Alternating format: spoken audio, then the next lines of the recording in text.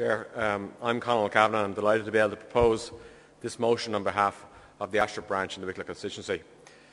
Chair and colleagues, this motion focuses on child benefit cuts by the current government.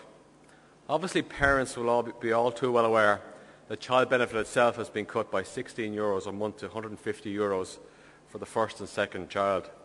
A cut like this is in itself unheard of in decades, and something certainly which Labour, when in government, has or would never undertake. However, there is another dimension to this government's savage attacks on supports for children. As you will remember, the government had also been paying an early childcare supplement for children under 5. This, to my mind, was one of the planks used by Ahern, Cowan and McCreevy to win the 2007 general election. Well, what happened to this payment? In 2009 it was halved from €1,000 to 500, and by 2010 it was abolished. We then enter the realms of lunacy in relation to government policy in this area. They then claim that they've launched a new innovation for children attending childcare. The early childcare supplement is repackaged into the Early Childhood Care and Education Scheme, ECI. However, where previously kids under 5 were supported, now your child has to fall into the age category of 3 years and 3 months to 4 years and 6 months.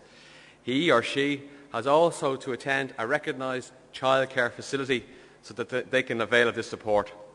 This scheme is wrapped up in so many criteria that the government will save itself a fortune. So what's the situation on the ground if you want to access childcare? 1, you have to find a creche or play school who are happy to charge you €64.50 a week or €75 if the staff are appropriately qualified for your child. No sooner than this scheme was up and running in my area than I was hearing the dreaded voluntary payments were being asked of parents to circumvent the government's rules. There needs to be adequate infrastructure in place to ensure that these childcare facilities are built. What this government did was to shut down this capital scheme in late 2009 to assist in the building of these facilities. If you are a creche or play school provider and you don't have the qualifications but have been doing a good job for 10, 15 or 20 years, the government is telling you that you are second class and can't charge the higher rate. In some cases, you are leaving the childcare sector altogether.